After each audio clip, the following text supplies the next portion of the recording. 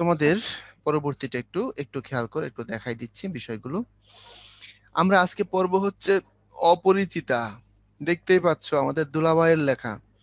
দুলাভাই হচ্ছে রবীন্দ্রনাথ এবং নজরুল দুজনকে আমি দুলাভাই বলি। দুলাভাই বলার সবচেয়ে বড় কারণ হচ্ছে ওনারা আমাদের ঘনিষ্ঠ আত্মীয় হয়েছেন কিভাবে শোনো। রবীন্দ্রনাথ বিয়ে করেছিলেন যাকে, ওনার নাম মৃণালিনী দেবী, মানে মূল নাম হচ্ছে ভবতারিণী দেবী, কিন্তু রবি ঠাকুর বিয়ে করে ভালোবেসে ওনাকে নাম দিয়েছেন মৃণালিনী। ভালোবেসে কিন্তু মানুষ নাম চেঞ্জ করে, তোমরা জানো এগুলো। যেমন ধরো রমজান আর জরিনা দুইজনে ধরো গার্মেন্টস কাজ করে। এখন দুজনে গার্মেন্টসে কাজ করতে করতে দুজনের মাঝে ধরো একটা ইন্টু বিন্টু মনে করো হয়ে গেছে। হয়ে গেলে তাদের কি ইচ্ছে করে না একটু আধুনিক হতে? তাদের কি ইচ্ছে করে না একদিন একটু ফাস্ট ফুড খেতে? তো তারা কি করলো, একদিন দুজনে বসে দুজনের নাম চেঞ্জ করলো। রমজান বলে ডাকতে কেমন লাগে না, জরিনা বলে ডাকতে কেমন লাগে না? আবার তারা তো মানে বাবু খাইছো এটাও তো বলে না, তাই না? তারা দুজন কি করলো, নিজেদের নাম চেঞ্জ করলো। রমজান বলল, আজকে থেকে আমি তোমাকে ডাকবো বৃষ্টি, তুমি আমাকে ডাকবা আকাশ। তাইলে আমি হলাম আকাশ, তুমি হলা বৃষ্টি। অবিচ্ছেদ্য সম্পর্ক। কথা বুঝছো? রবীন্দ্রনাথ যখন বিয়ে করলেন ভবতারিণী দেবীকে, বিয়ে শাদী করে তারপরে উনি তাকে নতুন নাম দিলেন। নাম দিলেন মৃণালিনী দেবী। এটা আমরা জানি তো। আজকাল যদি বাবু খাইছো হইতে পারে, বাবু খাইছোর জন্য তো আমরা দায়ী না রে ভাই। আমাদের যারা মুরব্বী ছিল তারাই তো সব করে গেছে। তখন হয়তো বাবু বলে নাই, অন্যান্য ভাবে বলছে, আর এখন বাবু হয়ে গেছে সেটা। এই তো, এটা হলো ভার্সন। টাইমের সাথে সাথে চেঞ্জ, এটা তোমরা বুঝতে পারো আমি জানি। আচ্ছা, হ্যান্ড রাইজ করবা না? আমরা হ্যান্ড রাইজ নেই না, তোমরা জানো এটা। ক্লাস চলাকালীন হ্যান্ড রাইজ আমরা নিতে পারি না, প্লিজ। হ্যান্ড রাইজ করবা না, এটা বিরক্তিকর। চোখের সামনে নোটিফিকেশন করতে থাকে বাজে ভাবে, মনোযোগ নষ্ট করে। আচ্ছা, তো রবীন্দ্রনাথ বিয়ে করেছিলেন যাকে, সেটা বলছিলাম, ওনার বাড়ি ছিল খুলনা। যাকে বিয়ে, রবীন্দ্রনাথের পৈতৃক নিবাস খুলনা, পূর্বপুরুষের নিবাস। তবে যাকে বিয়ে করেছিলেন ওনার বাড়ি হচ্ছে খুলনা। এজন্য উনি আমাদের বাংলাদেশের জামাই। আর আমাদের দেশের জামাই বলে আমরা তাকে বলতে পারি আমাদের জাতীয় দুলাভাই। ক্লিয়ার? আমরা তার জাতীয় সালাশালী। On the other hand, Nazrul বিয়ে করেছিলেন। নজরুল দুটো বিয়ে করেছিলেন। প্রথম বিয়ে করছিলেন হচ্ছে কুমিল্লায়, কুমিল্লার মুরাদনগরে। তো আমাকে যারা শুনছো, যারা কুমিল্লার আছো, তারা নজরুলের খুব ঘনিষ্ঠ সালাশালী হয়ে গেছে অলরেডি।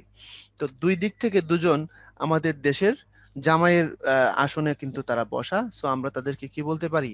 রবীন্দ্রনাথ এবং নজরুল দুজনেই কিন্তু আমাদের দুলাভাই হন। কথা কি বুঝতে পারছো? ওই সূত্রে আর কি। আসো আমরা অপরিচিতার দিকে চলে যাব, আর কথা বাড়াবো না। অপরিচিতা রবি ঠাকুরের বিখ্যাত ছোট গল্পগুলোর মধ্যে একটা। তো রবি ঠাকুর সম্পর্কে আমরা একটু জানবো। জানতে জানতে আমরা অপরিচিতার দিকে চলে যাই। আসো শুরু করি। রবীন্দ্রনাথের জন্ম মৃত্যুটা তুমি বাংলাদেশের স্টুডেন্ট হিসাবে, বাঙালি স্টুডেন্ট হিসাবে জন্ম মৃত্যুটা তোমার খুব ভালো মতো মনে রাখা লাগবে ভাইয়েরা আমার। বুঝতে পারছো কথাগুলো? কারণ তোমাকে যে কোনো সময় যে কোনো মুরব্বী প্রশ্ন করতে পারে, রবি ঠাকুরের জন্ম মৃত্যু কবে হয়েছে বলো। একটু খেয়াল করে দেখো, রবি ঠাকুরের জন্ম মৃত্যুটা এখানে দেওয়া আছে। জন্মস্থান, জন্মস্থান নিচের দিকে, মৃত্যু পাবা তুমি। আমরা জানি 1861 খ্রিস্টাব্দের 7ই মে, যেটা 1268 বঙ্গাব্দের 25শে বৈশাখ। আর মারা গেছেন 1941 খ্রিস্টাব্দের 7 আগস্ট, যেটা 1348 বঙ্গাব্দের 22শে শ্রাবণ। আচ্ছা, 22শে শ্রাবণ নিয়ে একটা ছবিও আছে, ছবিটা দেখে ফেলবো। অনেকে দেখছো আমি জানি, সৃজিত মুখার্জির ছবি, আমার ভালো লাগছে। তবে সৃজিত মাঝে মধ্যে একটু বেশি আধুনিকতা দেখায়, সেটা আমি পছন্দ করি না। মেয়েদেরকে সমানে বিড়ি খাওয়ায়, ওটা ভাল লাগে না আমার। তারপরে আসো নিচের দিকে যদি যাই, ওনার ছদ্মনাম ভানু সিংহ। আচ্ছা ভাই, ভানু হচ্ছে কি জানো? ভানু সূর্য বা রবি শব্দের সমার্থক শব্দ হচ্ছে ভানু। আবার বলছি, সূর্য বা রবি শব্দের সমার্থক শব্দ হচ্ছে ভানু। তাহলে ওনার নাম হচ্ছে রবীন্দ্র। রবি আর ইন্দ্র, রবি যদি সূর্য হয়, ইন্দ্র মানে হচ্ছে সেরা বা রাজা। তো সিংহ পশুদের মধ্যে সেরা বা রাজা। সুতরাং যেটা রবীন্দ্র, সেটাই আলটিমেটলি ভানু সিংহ। রবি আর ইন্দ্র যে অর্থ দেয়, ভানু আর সিংহ ওই একই অর্থ দেয়। এর বাইরেও তার আরো 7টা ছদ্মনাম আছে, সেটা তোমাদের এখন লাগবে না, যখন লাগবে বা এখন বলবো। এরপরে প্রথম প্রকাশিত কবিতা থেকে শুরু করে কাব্য টাব্য যেগুলো, সবগুলো তোমার হচ্ছে মুখস্থ করার বিষয়। যেগুলো মুখস্থ করার বিষয়গুলো মুখস্থ করবা, যেগুলো ব্যাখ্যা দেওয়া দরকার সেগুলো ব্যাখ্যা দিয়ে দিচ্ছি। দেখো, নোবেল পুরস্কার পাইছেন কত সালে উনি? সং অফ আরিস গ্রন্থের জন্য 1913 সালে নোবেল পুরস্কার পাইছেন। এখানে তোমাদেরকে একটু কারেকশন দিতে চাই। আমরা কিন্তু অনেকেই পড়ি যে গীতাঞ্জলির জন্য নোবেল। কথাটা আংশিক সত্য। আংশিক সত্য মানে এই জন্য বললাম, গীতাঞ্জলি তো একটা বই, আর এই সং অফারিংস এর মধ্যে প্রায় 7-8টা বই থেকে নিয়ে উনি সং অফারিংস বানাইছেন। আগে বুঝো বুঝো, আগে কোশ্চেন করা শুরু করে দিও না। গীতাঞ্জলিকে ভাঙলে হয় গীত যোগ অঞ্জলি। গীত মানে গান, অঞ্জলি মানে পূজা বা মোনাজাত বা প্রার্থনা। সং অফারিংস মানে কাউসার ভাই, ভাই আপনি হচ্ছে হলুদ রংটা ইউজ করেন, মানে লাল রংটা ওরা বুঝতে পারতেছে না। ও আচ্ছা আচ্ছা, ও ব্ল্যাকে তো হলুদটা ভাল লাগে না। জি জি। আচ্ছা শিওর, থ্যাংক ইউ। ডার্ক হলুদ নিব, এটা নিব না আরো ডার্ক নিব? আহ, এটাই নেন আপনি, এই হলুদ কালারটাই নিতে পারেন। কোনটা নিব বলেন, এটা না এটা? প্রথমটা নিতে পারেন, প্রথমটা, হ্যাঁ প্রথমটা আচ্ছা নিতে পারেন, ঠিক আছে প্রথম ঠিক যেটা আপনি আছে, নিয়েছিলেন। আচ্ছা শিওর। এটার মধ্যে এটা হলেই ভালো হচ্ছে। আচ্ছা ঠিক আছে ম্যান, ওকে।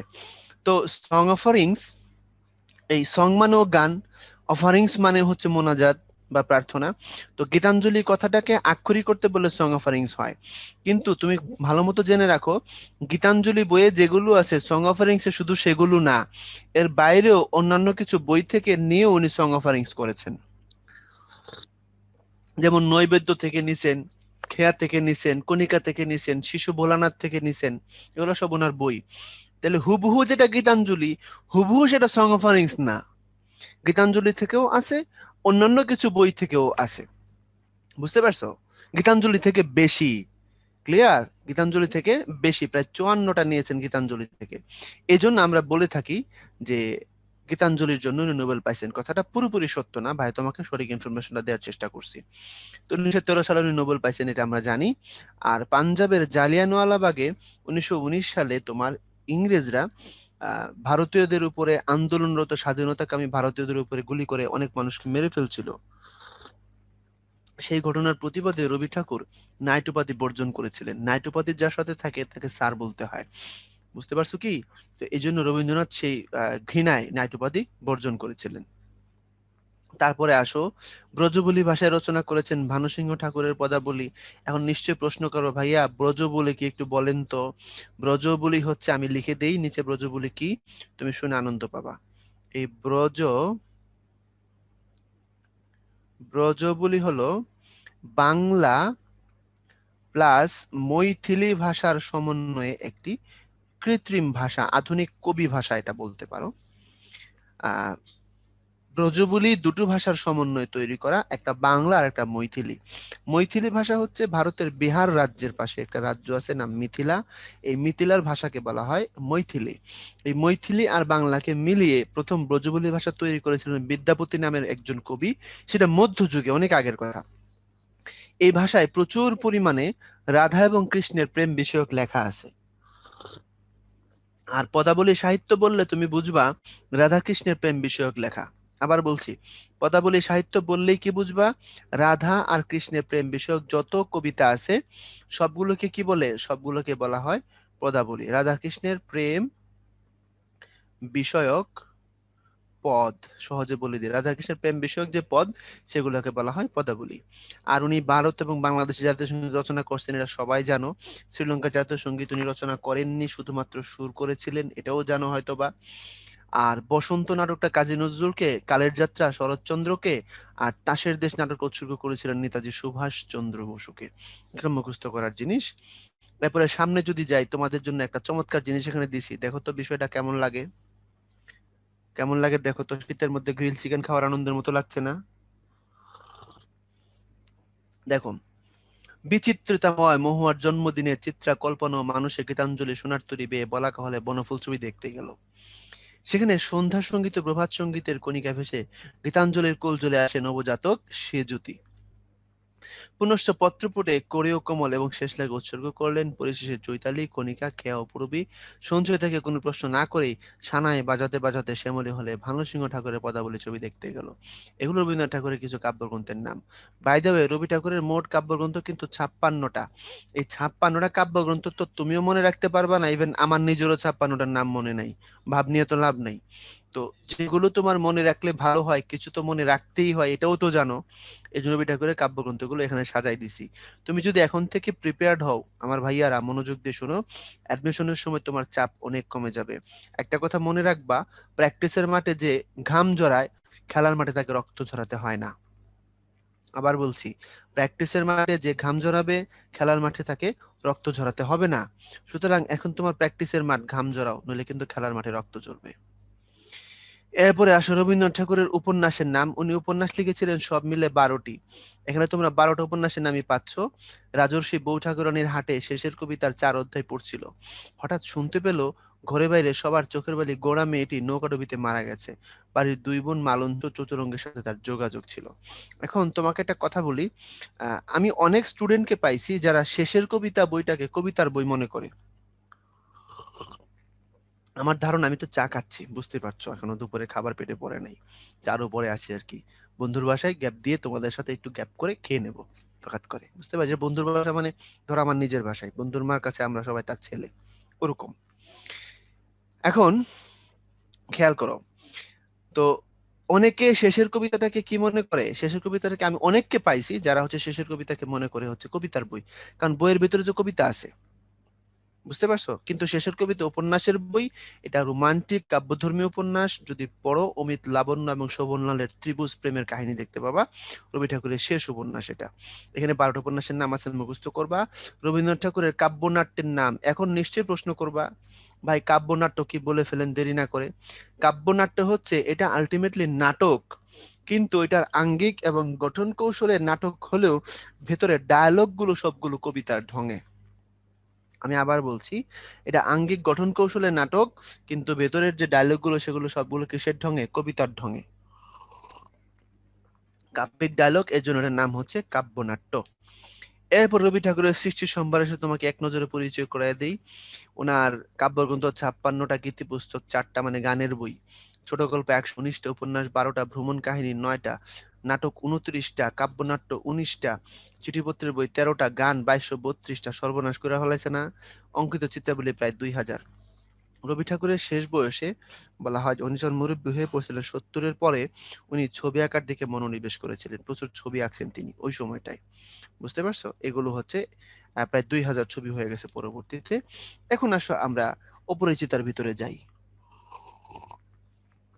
অপরিচিতা, আমার ধারণা তোমরা সবাই পড়ছো, যারা ফার্স্ট ইয়ারের আছো তারাও অপরিচিতা পড়ে ফেলছো অলরেডি, কেউ বাদ দাও না অপরিচিতা। কারণ আমার যেটা টেন্ডেন্সি ছিল, আমার বলতে না, আমাদের আমাদের বয়সের কথা বলছি, আমি 2008 সালে এইচএসসি পাস করছি।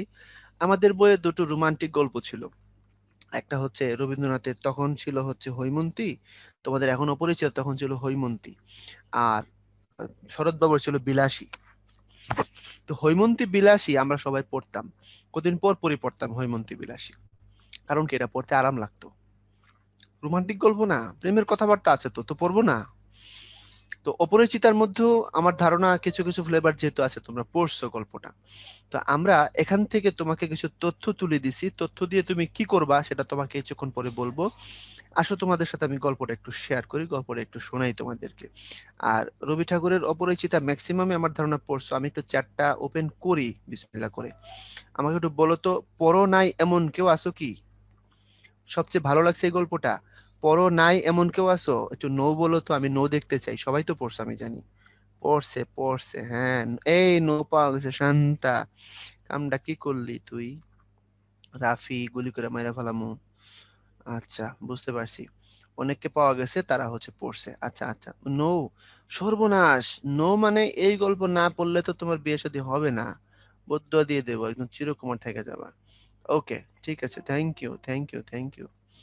আচ্ছা, রমণী অর্থ কি? আরে রমণী মানে হচ্ছে নারী, নারী শব্দের সমার্থক শব্দ হচ্ছে রমণী। আচ্ছা, আসো শুরু করি। অপরিচিতা গল্পের নায়কের নাম হচ্ছে অনুপম, আর নায়িকার নাম হচ্ছে কল্যাণী। আমি গল্পটা তোমাদের শোনাই, রসিয়ে রসিয়ে শোনাবো। চাটা একটু খাইনি, চা খাবো, একটু চা খাবো। এখন অনেকে এসে বলবে, ভাইয়া ইয়ে করেন, ঢেলে দেন। এই যে চলে আসছে, বলার আগে বলে আসে, ঢেলে দেই। ওরে ডাকাইতেরা তোরা, চা খাওয়া শেষ, এটা আমার শেষ চুমুক ছিল। আসো গল্পটা তোমাদের শোনাই। হ্যাঁ, ঢালার দরকার নেই, চা শেষ, এদিক তাকাও। অনুপম, বলছিলাম এই গল্পের নায়ক, 23 বছর বয়সে তার বিয়ে শাদীর দিন ধার্য হয়েছিল। এটার পেছনে তোমার একটু মনোযোগ দাও, এখন আর চ্যাটে আইসো না, একটু শোনো। তার হরিশ নামের এক বন্ধু আছে, ওই পাগলা কানপুরে থাকে, সে আইসা বলছে যে কিরে বিয়ে শাদী করবি নাকি। তো অনুপম তখন বলছে যে সে পড়াশোনার পাট চুকাইছে, বড় বড় ডিগ্রি ডিগ্রি নিয়ে পড়াশোনা শেষ করছে, এখন বলছে সামনে শুধু অখণ্ড অবসর, এখন অবসর যেহেতু সেই সময়টা কাজে লাগাইতে চায়, বিয়ে করবে। আমি আর বেশি ভেঙে বলবো না, তোমরা অনেক ছোট, অনেকে বলবে না ভাই বলে বলেন, আমরা বড় হয়েছি কলেজে পড়ি, না বলবো না। তো তখন এই চ্যাটে এই দুষ্টরা সব চ্যাটে ঢুকে পড়ছে, খবরদার মারমু কিন্তু। ওকে। তো সে বলতেছে যে তখন আমি পড়াশোনার পাট চুকাইছি, সামনে অখণ্ড অবসর, আর তখন আমার দুই চোখ কেবলমাত্র নারী রূপের মরীচিকা দেখছিল। এখানে ফ্রয়েডিজম আছে, ফ্রয়েডের একটা তথ্য আছে, মানুষ যখন অবসরে থাকে, কিংবা আমি, তোমরা ডোন্ট মাইন্ড, বোঝার জন্য বলছি, তোমরা সব আমার ভাই বোন, এমনকি স্বয়ং বঙ্গবন্ধু শেখ মুজিবুর রহমান কারাগারে রোজনামচার মধ্যে লিখছে এটা, যদি কারাগারে রোজনামচা পড়ো, যে ওখানে এক হুজুরকে পাওয়া গেছিল, যে হলো তোমার ধর্ষণ করতে গিয়ে ধরা পড়ছিল, তারপরে তারে ঢুকাইছে জেলে। বঙ্গবন্ধু নিজে লেখছে এরা তো অন্যের বাড়িতে খায়, মুরগি টুরগি খাইলে শরীরে তাকত বেশি থাকে, তখন বিভিন্ন সময় তারা তাল হারায় ফেলে। বঙ্গবন্ধু, দেখো এটা আমাদের বায়োলজিক্যাল বিষয়, আমরা মানুষ তো, আমাদের প্রত্যেকের বায়োলজিক্যাল কিছু বিষয় থাকে। এবং সিগমন্ড ফ্রয়েডও এটাই বলছে, বলছে যে প্রত্যেকটা মানুষের মানসিক অন্তর্দ্বন্দ্বের জায়গা থেকে কামনা বাসনা প্রত্যেকের আছে, এবং সেটা সেম, সে তোমার আইনস্টাইনের মতো বিজ্ঞানী হোক আর আমার ঢাকার রিক্সাওয়ালা হোক, এই জায়গায় আমরা সব মানুষ সমান, আল্লাহ তো আমাদের দিছে, এটা ঠিক কিনা বলো। তো অনুপম বলতেছে তখন চোখের সামনে এখন অবসর, আমার চোখ কেবল তখন নারী রূপী মরীচিকা দেখছিল। ওই সময় হরিশ এসে আমারে বলতেছে বিয়ে যদি করো, একটা খাসা মেয়ে আছে বটে। তো তখন অনুপম বলছে ঠিক আছে, মামার কাছে কথাটা বলে দেখো। মামার কাছে বললে, মামাকে, মামা হচ্ছে অনুপমের সংসারের একমাত্র বলতে পারো গার্ডিয়ান। অনুপমের বাবা নেই, যিনি উকিল ছিলেন, প্রচুর টাকা ইনকাম করে তারপরে মারা গেছেন, অবসরে গেছেন মানে উনি মারা গেছেন আর কি, জ্যান্ত অবস্থায় খালি কাজই করছেন। তো আগে গরিব ছিল, তারা এখন ধনী। এই জন্য অনুপমের মায়ের অহংকারে পা মাটিতে পড়ে না, কারণ ওই যে তারা যে ধনী এটা নিজেও ভুলেন না, অনুপমকেও ভুলতে দেন না। অনুপম একটু ব্যঙ্গ করেছে মায়ের এই স্বভাবটাকে নিয়ে। তো মামার কাছে কথা বললে মামা বলছে ঠিক আছে দেখতে পারি। মামা আগাইলো, আর মামার বিষয়ে বলা হয়েছে উনি ফল্গুর মতো তার সমস্ত সংসারটাকে নিজের মাঝে শুষে নিয়েছেন। ফল্গু ভারতের একটা নদী, অন্তঃসলিলা। অন্তঃসলিলা মানে হচ্ছে যেটা নিচ দিয়ে পানি থাকে, অন্ত মানে ভেতর, উপরে বালুর মতো নিচ দিয়ে থাকে হলো পানি, তুমি বালু সরাইলে নিচে পানি পাবা। অনেকে বলছে ভাই এটা কি করে সম্ভব, ডেফিনেটলি পসিবল। তোমরা যারা উত্তর মেরু অঞ্চলের কথা জানো, সাইবেরীয় অঞ্চলে যেখানে তোমার প্রচুর বরফ পড়ে, তোমরা ইউটিউবে কিছু ভিডিও দেখবা, ওখানে কিছু ফিশ হান্টার আছে যারা মাছ শিকার করে, উপর থেকে বরফটা কাটলে ভেতর থেকে পানি, নিচে পানি, এবং সেখানে মাছ। আশ্চর্য, মানে আল্লাহর সৃষ্টিগুলো দেখলে তুমি অবাক হয়ে যাবা। তোমরা উপরে হচ্ছে তোমার হচ্ছে বরফ থাকে, সেটা কাটলে তার নিচে থাকে হচ্ছে মাছ, আমি দেখেছি তারা মাছ শিকার করে। তোমরা এরকম ভিডিও কেউ দেখছো কি, আমাকে একটু চ্যাটে বলবা, দেখছো কিনা ভাইয়া। টম এন্ড জেরিতে দেখছো, ওয়াই, অনেকে বলছে হ্যাঁ হ্যাঁ, ইয়েস ইয়েস ইয়েস। ভাইয়া হেডফোন লাগাই নিছে, তোরে পিডামো। জি ভাইয়া দেখছি, থ্যাংক ইউ। তো উপরের দিকে তোমার হচ্ছে কি থাকে, উপরের দিকে থাকে হচ্ছে বরফ, সেটা কাটলে নিচে থাকে পানির। সেম ফল্গু ভারতের গয়া অঞ্চলের একটা অন্তঃসলিলা নদী। হ্যাঁ থ্যাংক ইউ, আমি দেখেছি তোমাদের কথা, তোমরা দেখছো। তো সেখানে উপরে থাকে বালুর আস্তর, নিচে থাকে হচ্ছে পানি। তো ফল্গু যেরকম করে পানিটাকে নিজের মধ্যে শুষে নিয়েছে, বালু না সরাইলে পানি পাওয়া যাবে না, মামা ওই রকম অনুপমের সংসারটাকে নিজের মধ্যে আত্মীকরণ করেছে। মামাকে না ধরলে তাদের সংসারে কোনো কাজ সাকসেস হয় না। এখন বুঝছো। এবং মামা খুব কিপটা টাইপের, ছোট লোক টাইপের ক্যারেক্টার, টাকা ছাড়া আর কিছু বোঝে না। এত করে নিজের সম্মান গেলে কোনো অসুবিধা নাই, টাকাই তার কাছে মুখ্য। বুঝতে পেরেছো কি। এই মামা অনুপমের অন্যতম গার্ডিয়ান। মা আর মামাই হচ্ছে তার সমস্ত কিছু, এর বাইরে কিছু নেই, বাবা তো মারাই গেছে। কথাবার্তা হইলে কল্যাণীর বিষয়ে তারপরে বিয়ের কথা আগায়া যায়, এবং অনুপম তো আর বউকে আগে থেকে দেখবার সুযোগ পাবে না, তখনকার কালচারে সেটা ছিলও না। তো বিয়ের সাথে দিন ধার্য হয়ে গেছে, অনুপমের এক দাদা, বিনু দাদা, পিস্তুত দাদা, সে গেছে হচ্ছে আশীর্বাদ করতে, সে আশীর্বাদ করে আসছে। আশীর্বাদ মানে সোজা বাংলায় বুঝবে এঙ্গেজমেন্ট, এক জোড়া কানের দুল দিয়ে আশীর্বাদ করে আসছে, বিয়ে শাদীর দিন ধার্য হয়ে গেছে। তো বিনু দাদা আয়সা বলছে মেয়েটা, মানে মেয়েটার বিষয়ে যেটা বলছে আর কি, বিনু দাদা বলছে যে মন্দ নয়, হ্যাঁ খাঁটি সোনা বটে। এটা বিনু দাদার কথা। এই বিনু দাদার কথা শুনে তো অনুপম লাফ দিয়ে গাছ উইঠা গেছে আনন্দে। কেন?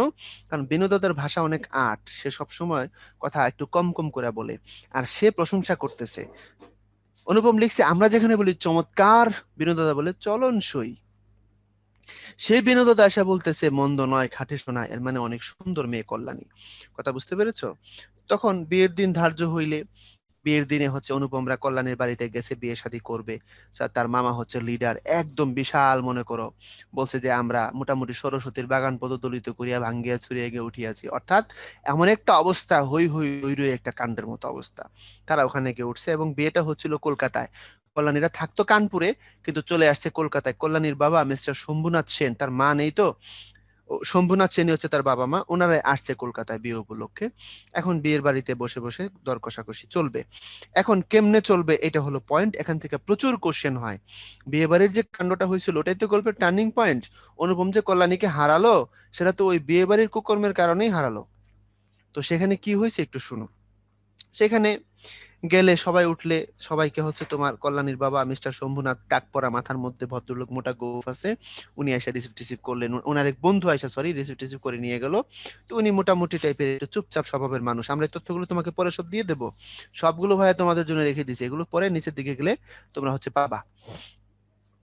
তো ওখানে তোমার কথাবার্তার এক পর্যায়ে, মনোযোগ দিও, মামা বলছে আপনারা কল্যাণীকে, আমাদের বউকে কি গয়নাগুলো দিতেছেন সেগুলো একবার দেখতে হবে। তো কল্যাণীর বাবা বললো গয়না তো পরাই ফেলছি, মেয়ের, মেয়ে বউ সাজে বসে আছে না। বলছে না, দেখতে হবে, কারণ তার টার্গেট হচ্ছে যদি যে পরিমাণ কথা হয়েছে যদি তার থেকে কম দেয়। তো বলছে ঠিক আছে, তাহলে অনুপমকে একবার জিজ্ঞাসা করি। তো অনুপম তো সাক্ষী গোপাল, তার তো কিছু বলার অধিকার নাই, সে কিছু বললো না মামার উপর দিয়ে। এই জায়গায় কল্যাণীর বাবা খুব মাইন্ড করছে ভিতরে ভিতরে। সে গিয়ে বলছে ঠিক আছে, তাহলে অপেক্ষা করেন, আমি সমস্ত গয়না মেয়ের গা থেকে খুলে আনতেছি। সে খুলে নিয়ে আইসা তারপরে দেখাইলো। দেখাইলে ওইখানে এক জোড়া কানের দুল ছিল, যেটা অনুপমরা দিয়ে আশীর্বাদ করেছিল। সমস্যা যেটা, সমস্যা সেখানে না, সমস্যা হলো ওই মামা, ওই 2 নম্বর লোক সাথে কি করছে, স্যাকরা নিয়ে গেছে। স্যাকরা মানে হলো ওই যে স্বর্ণকার, বুঝছো, অলংকার যারা তৈরি করে এদেরকে বলে স্যাকরা। এই স্বর্ণকার নিয়ে গেছে একটা সাথে করে, নিয়ে যায় বলছে এটাই টেস্ট করতো খাঁটি স্বর্ণ কিনা, 2 নম্বরে আছে কিনা। আচ্ছা তুমি একবার কল্পনা করো তো, তুমি তোমার বোন বিয়ে দিচ্ছ মনে করো, এখন পাত্রপক্ষ আইসা তোমাদের স্বর্ণগুলো টেস্ট করতেছে এটা সঠিক কিনা, সে স্বর্ণকার নিয়ে আসছে, তুমি কি করবা? আমি পার্সোনালি বলতে পারি আমি যেটা করব, বড় একটা ঘরের মধ্যে সব কটারে ঢুকায়া দরজা জানালা আটকায়া তারপরে লুঙ্গিটা কাঁচা মাইরা হাতে একটা লাঠি নিয়া যতক্ষণ গুনতে পারি অতক্ষণ বাইরামু, কোনো আওয়াজ নাই। কথা বুঝতে পারছো কি? অনেকে চ্যাটে তাদের রিয়েকশন দেখাচ্ছে, দেখি তো তারা কি বলে। কি করবা? ইয়েস বলতেছে, বাইরাবে, হ্যাঁ কোনো কথা হবে না ভাই, একদম ঠিক। হ্যাঁ অবশ্যই খেলা হবে, আমাদের ব্রাহ্মণবাড়িয়া সূত্রে খেলা হবে, মায়েরা ভাড়াইলামো, কোনো আওয়াজ নাই। কথা বুঝতে পারছো? তো এখন, তো এই জায়গার মধ্যে কল্যাণীর বাবা চরম লেভেলের মাইন্ড করছে যে আমার মেয়ের বিয়ে আমি গয়না খুলে নিয়ে এসে দেখাবো। দেখাইছে, স্যাকরা টেস্ট করছে, ওখানে দেখে স্যাকরা বলতেছে যে কল্যাণীর বাবা যে গয়নাগুলো দিচ্ছে সেগুলো, মামা দেখলো যা প্রতিশ্রুতি ছিল তার থেকে অনেক বেশি, প্রথমত। দ্বিতীয়ত এগুলো খুব ভালো স্বর্ণ, পিওর স্বর্ণ, তার মধ্যে কোনো খাদ নাই। পিওর স্বর্ণের লক্ষণ হলো একটু চাপ দিলে বেঁকে যায়, আর খাদ মেশালে শক্ত হয়, এটা তোমরা অনেকেই জানো। তো কল্যাণীর বাবা যা প্রতিশ্রুতি দিছিল স্বর্ণ তার থেকে বেশি, স্বর্ণ ভালো এবং পুরাতন বনেদি আমলের স্বর্ণ, ওদের ওদের আগে থেকে ধনী সেটা বোঝা গেছে। আর ওই যে তারা নিজেরা, অনুপমরা যে কানের দুল দিছিল ওটাও সেখানে ছিল, সেটাও কল্যাণীর বাবা একটু খোঁচা দিল, বললো ঠিক আছে এটা একটু দেখেন তো স্যাকরা সাহেব। স্যাকরা হাতে নিয়ে বললে বিলাতি মালের মধ্যে স্বর্ণের ভাগ খুব কমই আছে, একদমই ভুয়া জিনিস। মানে নিজে চোর হইলে বাপের দিয়েও বিশ্বাস নাই, এটা আমাদের এলাকার একটা মুরব্বিদের কথা। নিজের চোর হইলে চোর বাপেরও বিশ্বাস করে না, কারণ সে যেমন চোর সবাইকে মনে করে চোর। একজন ভালো মানুষ সবাইকে ভালো ভাবে, একজন খারাপ মানুষ সবাইকে খারাপ ভাবে। কথা কি বুঝতে পারছো? ওই যে একটা গল্প আছে না, এক চোর সারা রাত চুরি করে, তারপরে তোমার হচ্ছে শেষ সাথে এক পুকুর ঘাটে বৈশা সে হচ্ছে রেস্ট নিচ্ছে। ওদিক দিয়ে ফজর আজান দিলে এক মুরব্বি আসছে, আইসা পুকুর ঘাটে সে উজু করবে, তখন চোর এই পাশ থেকে ভাবতেছে হাই রে, আমার মতো চোর তার এই এলাকায় আরো আছে, ওই দেখো ওই পারে একজন দেখা যায়। আর মুরব্বি যিনি নামাজ পড়তে আসছে, উনি এই পাশে চোরকে দেখে দেখে দেখে ভাবতেছে সুবহান আল্লাহ, কত ভালো মানুষ, আমি প্রতিদিন এসে একা একা উজু করি, আজকে একজন নামাজি পাওয়া গেল, সে বোধ হয় নামাজ পড়বে তাই আসছে এখানে উজু করতে। তাহলে যিনি নামাজি তিনি আরেকজনকে ভাবতেছেন নামাজি, যে চোর সে আরেকজনকে ভাবতেছে চোর। এই তো। তো এই সূত্রটা এখানে অ্যাপ্লাই হয়েছে কার উপরে? কল্যাণীর মামার উপরে। তো তখন স্বর্ণরত্ন দেখলে একটু লজ্জা তারা পাইছে, দেন কল্যাণীর বাবা বলছে ঠিক আছে তাহলে চলেন আপনাদেরকে খাওয়াই দিই। তখন কল্যাণীর মামা বললো না, আমরা তো বিয়ের জন্য প্রস্তুত আছি, লগ্ন তো হয়ে গেছে, চলেন আমরা তো রেডি আছি। কল্যাণীর বাবা বলছে আরে লগ্ন নিয়ে কিছু ভাববে না, চলেন আগে খাবেন। তারপরে নিয়ে আগে সুন্দর করে খাওয়াইলো। আয়োজনের বাড়াবাড়ি না থাকলেও খাবার দাবার গুলো সুন্দর ছিল, রান্না ভালো ছিল, সবাই পেট ভরে খাইলো। খাওয়াটা তারপরে তারপরে বলতেছে, কল্যাণীর বাবা বলতেছে তাইলে চলেন আপনাদের গাড়ি বলিয়ে দিই। দেখো সব থেকে টুইস্ট ডায়লগ এটা, চলেন আপনাদের গাড়ি বলিয়ে দিই, এখন তাহলে আপনাদের গাড়ি বলিয়ে দিই। তখন কল্যাণীর মামা বললেন যে ঠাট্টা করিতেছেন নাকি, কি বলেন এসব? তখন কল্যাণীর বাবা বলছে যে ঠাট্টা তো আপনিই করিয়া সারিয়াছেন, ঠাট্টার সম্পর্কটাকে স্থায়ী করিবার কোনো ইচ্ছা আমার নাই। আমার একমাত্র মেয়ের গয়না আমি চুরি করিব, এই কথা যাহারা ভাবিতে পারে তাহাদের কাছে আমি আমার কন্যা দান করিতে পারি না। That is the final decision. কথা বুঝতে পারছো কি? যে আমার মেয়েই তো একটা, দিলে আমি তাকেই তো দিব নাকি? আমার তো ছেলেও নাই, সুতরাং আমার একমাত্র মেয়ে, তাকে আমি গয়না দিব, সেটা আমি চুরি করব কিংবা কম দিব, এমনটা যারা ভাবতে পারে তাদের মেন্টালিটি আমার বোঝা হয়ে গেছে। ওই ফ্যামিলিতে আমি মেয়ে দিতে পারি না। বিয়ে দিল না। আর এইদিকে অনুপম, এই যে আগে এত বড় প্রিপারেশন নিচ্ছে, তার পড়াশোনা শেষ, এবার সে বিয়ে করবে, এই যে অনুপমের টান টান উত্তেজনা, এখন বিয়ের আসর থেকে তার বিয়ে না করে ফিরে আসতে হয়েছে। কথা বুঝতে পারছো? এরপরে হচ্ছে গল্পটা একদম সিনেমার মতো। এতক্ষণ যেটা বললাম সেটা একদম সাহিত্যের গল্পের মতো, এরপরে যেটা আছে সেটা একদম সিনেমার মতো। সিনেমার মতো কেন বলছে শোনো। এরপরে তো বিয়ে না করে তো চলে আসছে তার 3, 4, 5 বছর পরের কথা। ওই দেখো 23 আর 27, 24, 25, 26, 27, 4 বছর পরের কথা। অনুপম মাকে নিয়ে তীর্থে যাচ্ছিল। তীর্থ বুঝো? তীর্থ মানে হচ্ছে হিন্দুদের পবিত্র জায়গা দর্শন। আমরা মুসলমানরা যেমন মক্কা মদিনা যাই না, হিন্দুরা ওরকম ভাবে তাদের পবিত্র জায়গা উত্তর ভারতে যেমন করে আছে গয়া, কাশী, মথুরা, বৃন্দাবন, ওগুলো দেখতে সেটাকে বলে তীর্থ। তো তীর্থে যাচ্ছিল ট্রেনে করে, আর ট্রেনটা কানপুর দিয়ে যায়। ওই ট্রেনে এক স্টেশনে কল্যাণী ওঠে। জায়গাটা তোমার বোঝার স্বার্থে যেভাবে বলা দরকার আমি সেভাবে শর্ট করে যাচ্ছি, অনেক বড় ওই জায়গাটা। কল্যাণী ট্রেনে উঠে কল্যাণীর সাথে অনুপমের দেখা হয়, কিন্তু অনুপম তার কল্যাণীকে চিনে না। কেন? কারণ অনুপম কল্যাণীকে কোনোদিন দেখে নাই, কিন্তু কল্যাণী অনুপমকে চিনে। কেমনে চিনে? কারণ অনুপমের একটা ছবি কল্যাণীকে পাঠানো হয়েছিল। কথা বুঝতে পেরেছো কি? তো ট্রেনের মধ্যে তাদের দেখা হয় 2 বার। এখানে যে কথাটা এখানে টার্নিং পয়েন্ট সেটা হলো জায়গা আছে। কথাটা মনোযোগ দিয়ে বুঝো। তোমরা এক জায়গায় গেলে, এক স্টেশনে গাড়ি চেঞ্জ করার সময় অনুপমকে কল্যাণী ভিতর থেকে ডেকে বলছিল এই গাড়িতে আসুন না, এখানে জায়গা আছে। ওই জায়গা আছে কথাটা তার কাছে এত ভালো লাগছে, মানে বাংলা কথাটা অপরিচিত জায়গাটা বাঙালি অঞ্চল না, কিন্তু সেখানে বাংলা কথাটা খুব ভালো লাগছে। কোনো কোনো মেয়ের মুখে বাংলা শুনতে খুব ভালো লাগে। আমি পার্সোনালি তোমাদের সাথে আমার একটা ভিউ শেয়ার করব। আমার কাছে ভারতের কলকাতার যে শ্রাবন্তী, তার মুখের বাংলা শুনতে আমার কাছে খুব ভালো লাগে। আমি এটা নিয়ে একটু কথা বলছি, একটু দাঁড়াও, আমি একটু 1 মিনিট একটা ফোন নিচ্ছি।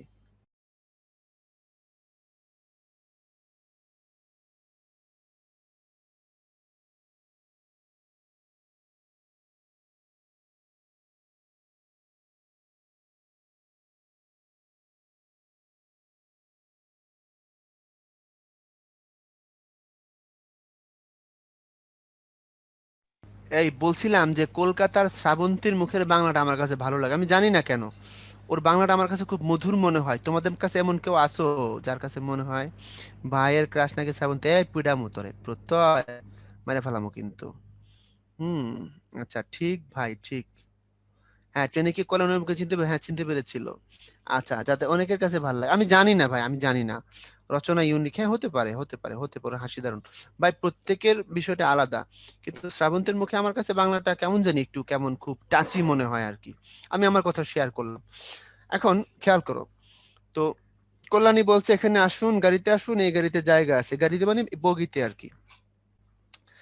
তো ওখানে উঠে অনুপম। তো অনুপম তো মনে করো ছেলে, মানে ছেলে আর কি, খুব ড্যাশিং না, লাইক মি, আমার মতো ড্যাশিং না। বুঝছস তোরা? তো অনুপম অতটা ড্যাশিং না, মানে একটু চুপচাপ নিরীহ টাইপের একটা ছেলে আর কি অনুপম।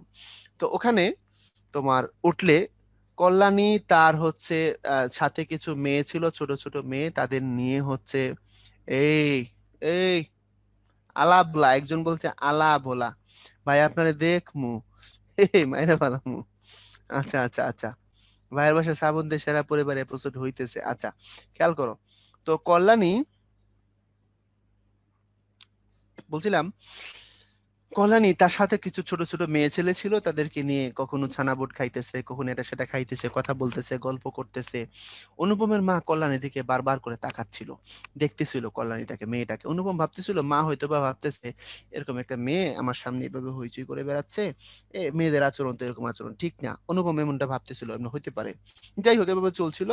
আরেক জায়গায় গিয়ে ট্রেন থামলে ওখান থেকে ইংরেজ এক ভদ্রলোক উঠতে চেয়েছিল গাড়িতে, এবং এই গেটে তাদেরকে ছেড়ে দিতে বলে। অনুপম যেহেতু আলাবোলা, সে গাড়ি ছেড়ে দিবে বলছিল। কল্যাণী বলছে না, আপনি উঠবেন না, আপনি যেমন আছেন ঠিক মতো বসে থাকুন, আর এই গাড়ি ইংরেজদের জন্য রিজার্ভ করা না, এটা মিথ্যা, এটা ভুল, এটা আমরা এই গাড়িতে উঠেছি, এটা আমাদের জন্যই, সুতরাং ইংরেজের জন্য না। ইংরেজরা ভুলভাল মানে একটা তোমার ভাওতাবাজি করে ওই বগি থেকে সব যাত্রীদের নামায় দিয়ে তারা উঠতে চাইছিল আর কি, সেটা প্রতিবাদ করে কল্যাণী, এক কথায় বুঝে নাও, প্রতিবাদ করে কল্যাণী। অনুপম সেটা করেন না, অনুপম বেরোয় যেতে চাচ্ছিল ইংরেজদের কথা শুনে, কিন্তু কল্যাণী যেতে দেয়নি, এবং কল্যাণী ইংরেজদেরকে গাড়িতে উঠতেও দেয়নি। দেখো, খুব প্রাণচঞ্চল একটা মেয়ে। আমাদের বাংলাদেশে আগে শাবনূরের যেসব ছবি হইতো, আমি 2001 2 কিংবা 97 98 কথা বলছি, দেখবা খুব চঞ্চল কিছু ক্যারেক্টার ছিল, লাইক ওই রকম একটা ক্যারেক্টার হচ্ছে কল্যাণীর, খুব চঞ্চল, প্রাণ চঞ্চল একটা ক্যারেক্টার। তো কল্যাণী অনুপমকে প্রথমত গাড়িতে তুললো, দ্বিতীয়ত এই গাড়ি ইংরেজরা ভাওতাবাজি করে নিতে আসছিল, সেখান থেকেও বাঁচালো। সর্বশেষে যেটা হলো, কানপুরে ট্রেন যখন পৌঁছাইলো, তখন কল্যাণী নেমে যাওয়ার জন্য উপক্রম করলো, এখানে নেমে যাবে, কানপুরে পৌঁছাই গেছে। ওই অবস্থায় কল্যাণীর নেমে যাওয়ার সময় অনুপমের মা কল্যাণীকে ডেকে জিজ্ঞেস করছে তার পরিচয়, তোমার নাম কি? তোমরা তো জানো, যে মায়ের ছেলে বড় হয় সে সুন্দরী মেয়ে দেখলে পরিচয় জানতে চায়, এটা তোমরা জানো। তো তখন বলছে, মা তোমার নাম কি? তখন সে বলছে, আমার নাম কল্যাণী। একটা কমন পড়লো। দ্বিতীয়ত, তোমার বাবার নাম? বলছে তার নাম শম্ভুনাথ সেন, তিনি এখানকার ডাক্তার। দুটোই মিলে গেল, ডাক্তারও মিললো, শম্ভুনাথও মিললো, কল্যাণীও মিললো, উঠছে যেখান থেকে নামছে যেখান থেকে সব মিলে গেল। তাদের আর কারো কিছু বুঝতে বাকি থাকলো না, কল্যাণী চলে গেল। এরপরে আমরা দেখবো গল্প পরিণতির দিকে যাবে খুব দ্রুত। সেই পরিণতিটা কি? পরিণতিটা হলো এরপরে আমরা দেখি অনুপম, এই যে আলা ভোলা, এই যে ভেবাচাকা খাওয়া তরুণ, এই যে হাফ বোকা তরুণ, সে হয়ে যাবে কাউসার ভাইয়ের মতো ড্যাশিং। তারপরে সে কি করবে? সে কলকাতা থেকে বারবার কানপুরে যাবে কল্যাণীকে পটানোর জন্য, কিন্তু কল্যাণীর এক কথা, যে আমি বিয়ে করব না। কল্যাণীর বাবা আলটিমেটলি শম্ভুনাথ মাফ করে দিছে, বলছে, ঠিক আছে আমি বিয়ে দিতে রাজি আছি, এখন মেয়ে যদি রাজি হয়। কিন্তু ঘুরে ফিরে কল্যাণী একই কথা বলে, আমি বিয়ে করব না। কেন বিয়ে করবে না? কল্যাণী ভাবতেছে যে আমার মতো, আমার জীবন যেমন আমার মামার কারণে নষ্ট হয়েছে, এই পাশেও কি এমন কোনো মামা আছে নাকি যে কল্যাণীকে কন্ট্রোল করছে? পরে দেখা গেল না, মা নাই, মামা নাই, কিন্তু মাতৃ আজ্ঞা আছে। মাতৃ আজ্ঞা মানে দেশের আজ্ঞা, দেশ মানে এখানে ভারত মাতা।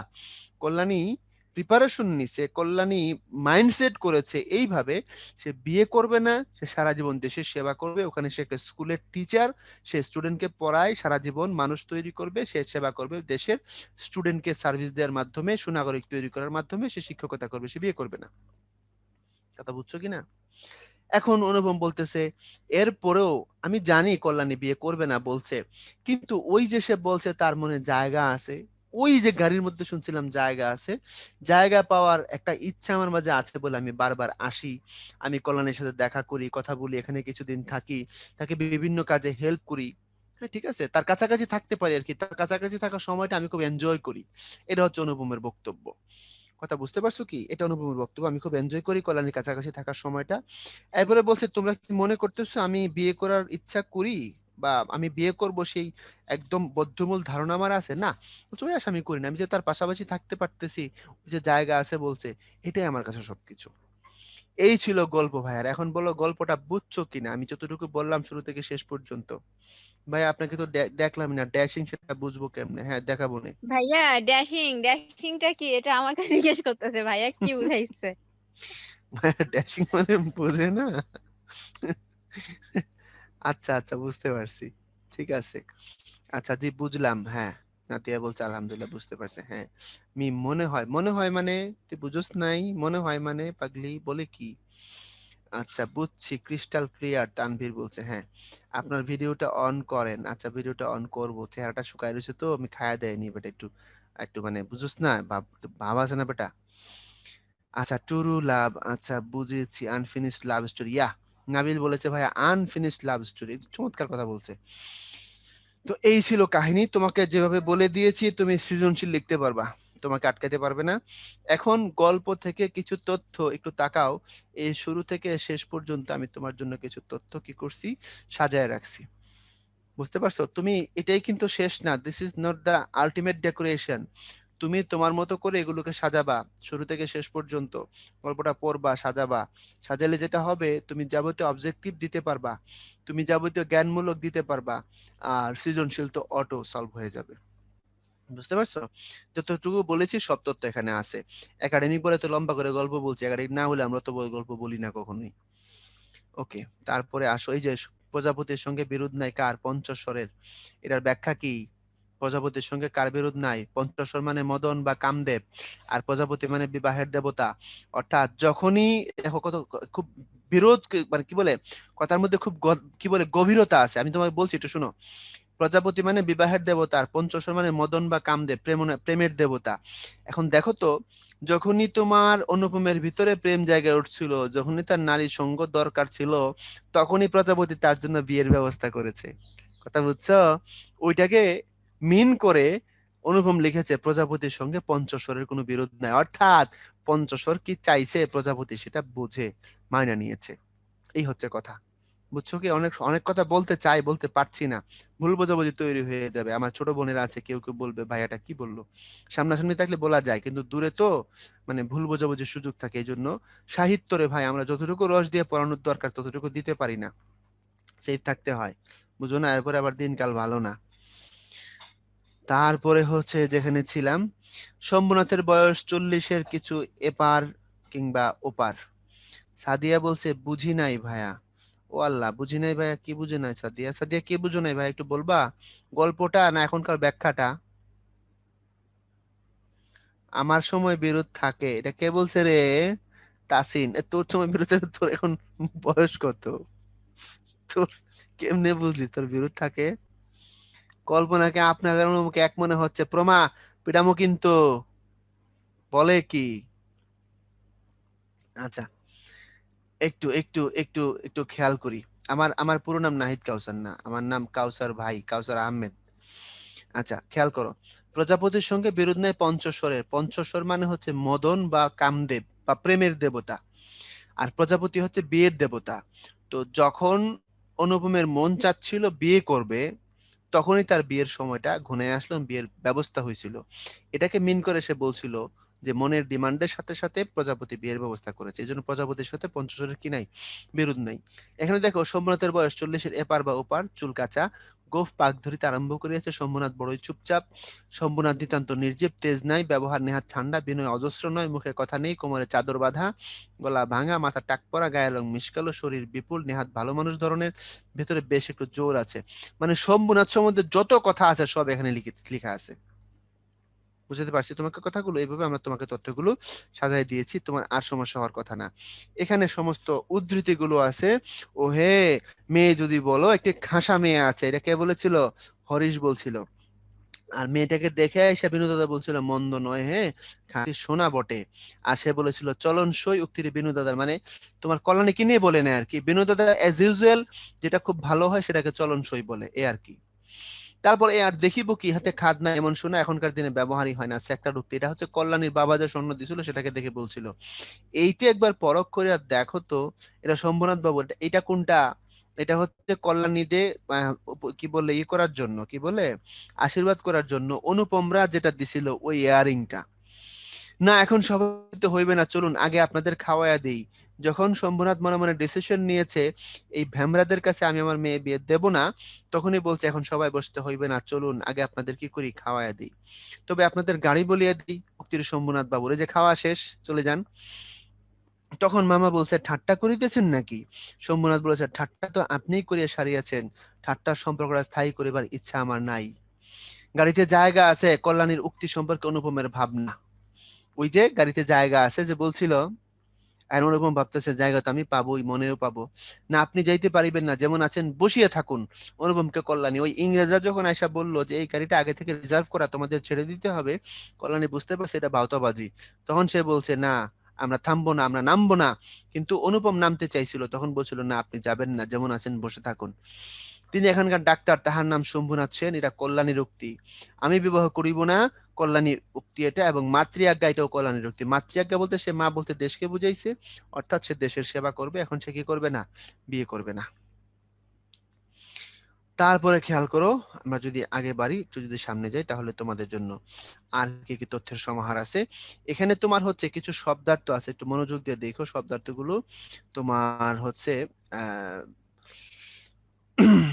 অনুপমকে ছোটবেলায় শিমুল ফুল আর মাকাল ফল বলে টিচাররা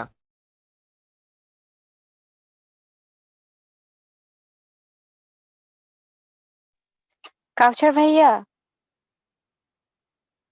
কাউসার ভাইয়া, কাউসার ভাই মেবি একটু ডিসকানেক্ট হয়েছে, আপনি একটু কথা বলেন, যোগাযোগ করছিলেন। কাউসার ভাই, উনি বাংলাদেশকে কেন্দ্র করে নাই, বাঙালি সমাজ জীবনকে, ও ভাই, বুঝছো?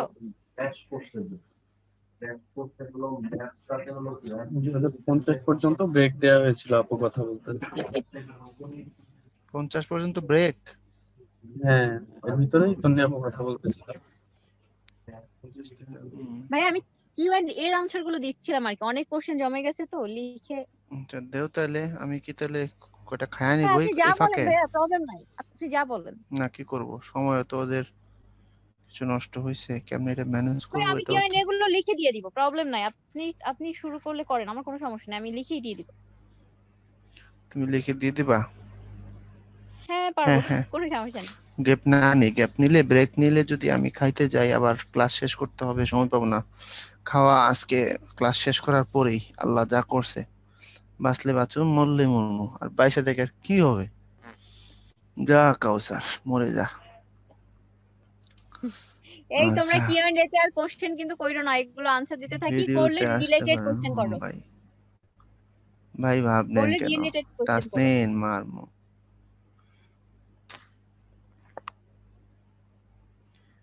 কারা বেশি বাঙালি, বাংলাদেশেরা বেশি বাঙালি? রমণ অর্থ কি?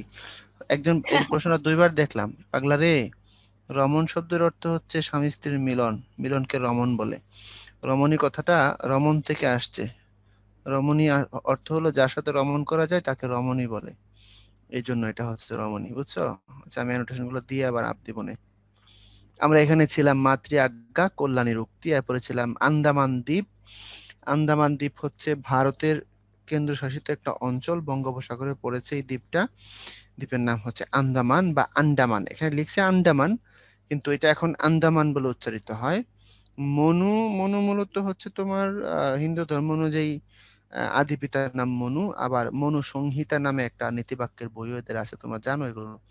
কোন্নগর একটা জায়গার নাম, কলকাতার বাইরে একটা জায়গার নাম কোন্নগর। আর এগুলো নিয়ে একটা কথা কালকে শাহিন ভাই বলছিল, শাহিন ভাই আপনি শুনতেছেন আমাকে? আচ্ছা শাহিন ভাই না, এটা কোন ভাই আছে? শাহিন নাই, লাইনে নাই শাহিন। আচ্ছা আচ্ছা, আপনি ভাই আছেন। তোমাদেরকে একটা এইচডাব্লিউ আমি দিতে চাচ্ছিলাম, এগুলোর উপর আমরা কালকে আলোচনা করছি, দেয়া যায় কিনা। তোমার বইয়ে আছে এগুলো, এবং এর সাথে যেভাবে তোমার আরো কিছু তথ্য অ্যাড করলে সুন্দর হয়, সেভাবে তোমরা একটা এইচডাব্লিউ আকারে তোমাদের জন্য এটা আমি দিয়ে দিলাম, হোমওয়ার্ক আকারে এটা এগুলো করবা। বুঝতে পারছো? হোমওয়ার্ক এগুলাকে টিকা আকারে করবা, একটু বিস্তারিত লিখে কমপক্ষে 5-6 লাইন করে এগুলা করবা, টিকা আকারে লিখবা। এটাও এবং তার আগেরটাও, তার আগে যেটা আছে আমি সেটাও তোমাকে বলতে চাই, সেম এটাও, এটাও কি করবা, হোমওয়ার্ক হিসেবে করবা, এবং টিকা আকারে লিখবা। তোমার বই আছে, প্রত্যেকটাই আছে। ওকে, তারপরে আসো যদি সামনে যাই, সামনে গেলে হচ্ছে রবীন্দ্রনাথ নোবেল পুরস্কার পান কত সালে? কত সালে নোবেল পাইছিল? তোমাদের জন্য আজকের প্রথম পোল, পোলটা একটু তোমরা অ্যাটেন্ড করো আমার ভাইরা। সময় পাবা 40 সেকেন্ড।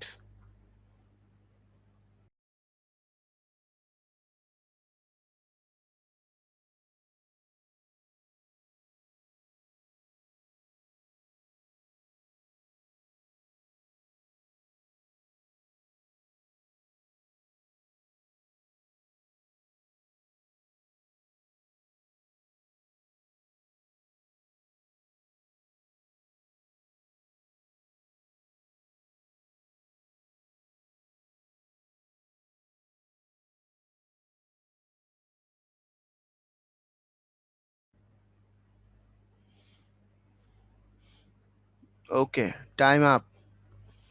তোমরা 95% সঠিক উত্তর দিছো, কিন্তু এখানে যারা 1914 দাগাইছো, 10 দাগাইছো, 11 দাগাইছো, তোমাদের প্রতি আমার কিছু বলার নাই। তোমাদের জন্য সমবেদনা, একটু পড়াশোনা করবা, নিজের সাথে নিজে একটু কথা বলবা যে আমি আসলে যা করতেছি ঠিক আছে কিনা কাজটা। রবি ঠাকুর নোবেল পুরস্কার পেয়েছেন কত সালে? 1913 সালে। এটা হবে সঠিক উত্তর।